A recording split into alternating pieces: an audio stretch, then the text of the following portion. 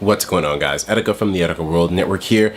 Before we get into it, I actually feel a lot better. I'm not really that sick anymore. I feel about 85% now. So probably by tomorrow I'll feel perfectly fine, but for now I actually feel really good. Also, guys, if you haven't found out, we actually do have a Facebook page now, so please go and like the page. There's going to be a lot of stuff that I do through that page that'll be somewhat exclusive, and on top of everything else, it'll let me connect with you guys a little bit easier, and there's some stuff that I have planned for that. So definitely go and like the Facebook page if you want to. I'm not really forcing you, but it would be really nice if you did, because it would be another way for me to communicate with you guys. So yeah.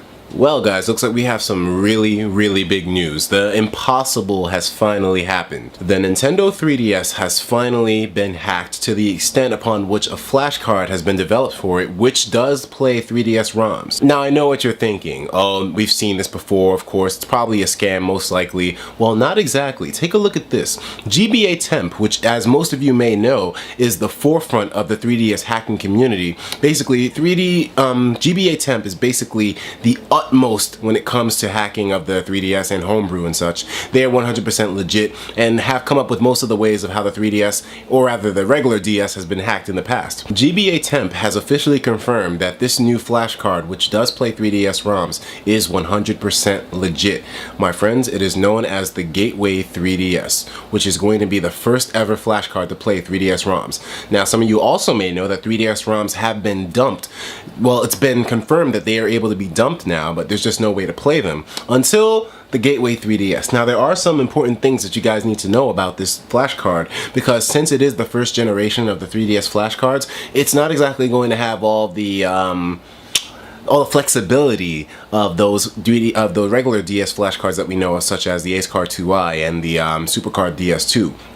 So let me read down this list of important information that you guys should know about this new flash card coming out very soon. First off, it is not compatible with the latest firmware on the 3DS. So, for example, the version 6 firmware that's on the 3DS right now, the most recent one that's released, it so far is not confirmed to be compatible with that. So do not upgrade your firmware to version 6.0 just yet. They are saying that the Gateway 3DS will be able to work past firmware updates due to upgradable software downloads, but it's not 100% confirmed that it works for version 6.0 right now. So don't upgrade your 3DS to the latest firmware if you don't have to.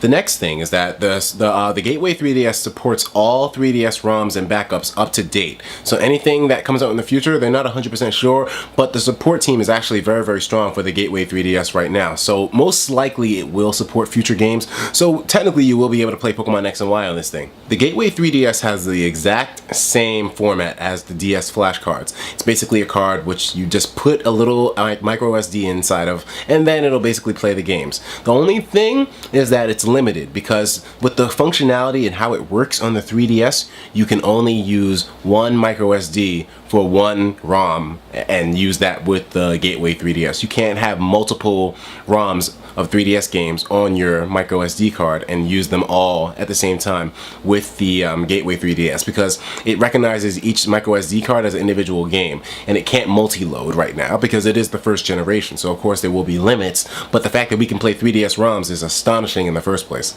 Also, there is no homebrew on the Gateway 3DS. It can play online games. However, it cannot run regular DS ROMs, so you're going to be limited to using 3DS ROMs only.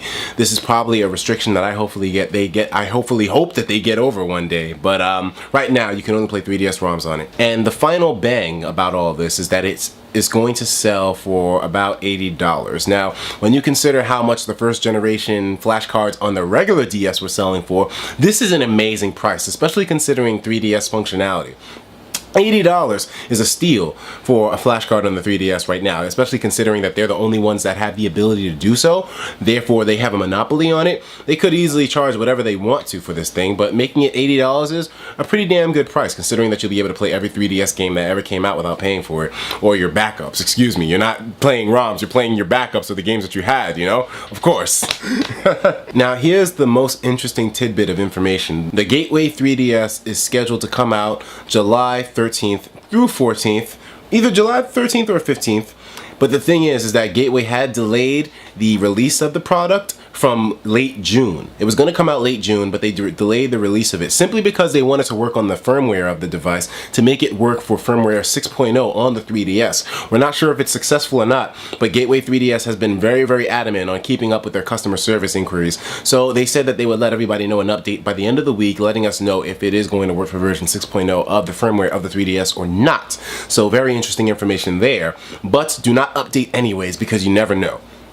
But yeah, so they had delayed the progress and the release of the card in hopes of getting it to work with 6.0. So we will see if that is the case or not. Finally, the most important thing. As excited as I was to get my hands on this as soon as possible and to pre-order, they are specifically saying on the 3DS Gateway website, do not pre-order, along with GBA Temp. The reason why is because there are still trials that need to be done here. Even though the release date is soon, there are still many things that are up in the air. And there are so many retailers online right now who are going to have the product that are just taking people's money right now.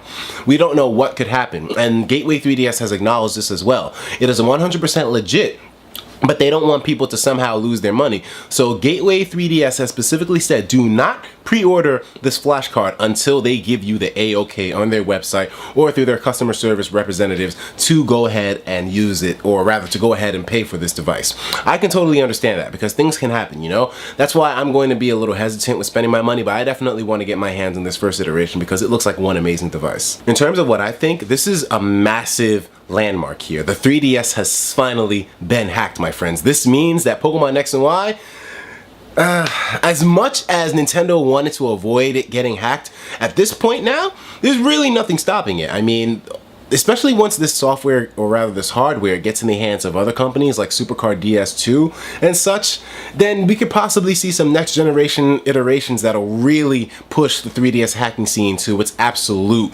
ultimate potential, because right now this is first generation, you know, and I guess Gateway 3DS acknowledges that it's really lucky that I was able to get the first generation iteration of the flashcards for the 3DS. But I'm really interested in seeing what R4 is going to do, what Supercard is going to do, and with those guys working on it, I'm guaranteeing you that we're going to see some pretty fancy iterations of hacking on the 3DS, especially when you consider homebrew coming in there. But the fact that the 3DS has been hacked right now is incredible. So this pretty much makes it so that maybe you won't even need to get a capture card in the future to record your Pokemon X and Y gameplay. Either way, I'm definitely going to get my hands on one of these, so you guys can expect a full review from me very soon on the Gateway 3DS hacking card, flash card, because it's such an interesting purchase. So I'm going to definitely keep you guys updated with this news, but tell me what you think. Do you think this spells out the victory for the 3DS, or do you think it spells out the 3DS's doom? I want to know what you guys think. What do you think that the inclusion of a flash card now for 3DS ROMs means for the 3DS? Let me know in the comments below what you guys think, because I really want to know.